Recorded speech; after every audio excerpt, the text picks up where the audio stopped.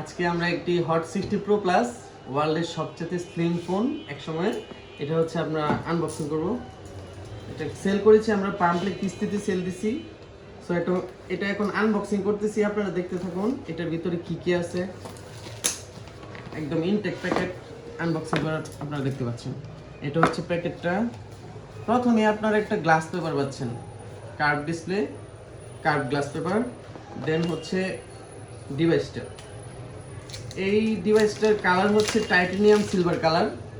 দেন হচ্ছে ভিতরে যা আছে, ভিতরে আপনি সিম ইজেক্টর পাচ্ছেন, তারপরে 12 মাসের ওয়ারেন্টি কার্ড পাচ্ছেন, তারপরে একটি ব্যাক কভার পাচ্ছেন।